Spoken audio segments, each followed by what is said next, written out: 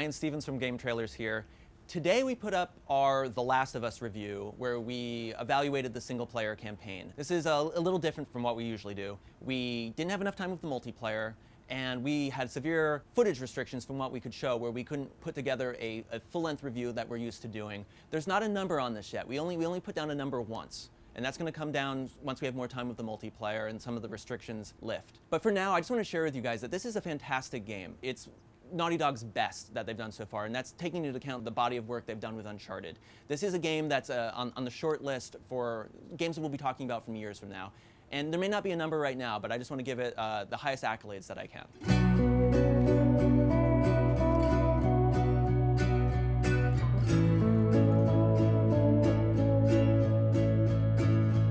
After spending an in-game year with The Last of Us to make our way through a lengthy single-player campaign, we're ready to judge Naughty Dog's latest. However, we haven't had the opportunity to thoroughly evaluate the multiplayer component, and heightened restrictions on what we can show you have stymied Gametrailers' thorough and thoughtful process of sharing our evaluations with you via video. Expect a full review soon, but for now, let us share with you our reflections. But after this, I owe you nothing. The Last of Us is a demanding, immediate experience, focusing on the sliver of humanity exposed when people are up against the darkness inherent within. This is a zombie tale which strips away the mystery of infection, leaving a smoldering aftermath, with your sense of hope quashed by the severity of survival.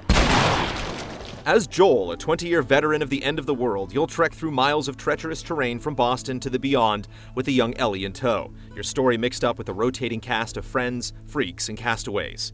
The characters, whether they're with you or against you, are rounded and well-defined. Ellie and Joel's relationship fits the curve of the familial, the young hothead walking the treacherous line between smartass and precocious without falling into snark, and Joel never sinks completely into bottomless gruffness. You make every shot count. The easy and enjoyable Spielberg-esque style of dialogue previously employed by Naughty Dog has turned grittier, but it's not without the occasional light touch. The balance between tension and blessed reprieve delicately sways until an affecting plot sucker punch sets off a convincing, slow-burning Armageddon. Enduring the journey takes nerves and a steady approach. Resources are few, though you'll find fortune is on your side in the most dangerous situations. Your sense of sound can help set up an ambush, but stealth can fail in even the most meticulously planned strike from the shadows. Oh shit, Joel. The infected overwhelm you, maybe even killing you in a single lunge. Still, human dirtbags are just as malevolent, firing bullets from behind cover or swinging baseball bats from the periphery. No matter what situation you're in, the sense of danger never eases up. There's a constant tug-of-war between vigilance and recklessness, with no single strategy offering true salvation as both your options and opponents evolve. Stalking through the hollow shell of burnt-out civilization necessitates exploration and tactical choices. There are no timeouts, forcing you to craft items or heal yourself in the thick of battle, leaving you vulnerable while adding to the immediacy and conjunction of setting and systems. Overpowering your aggressors with Molotovs, nail bombs, and shivs driven into jugulars reveal Joel's quotidian inner Batman, but going all out could leave your inventory depleted for the next encounter.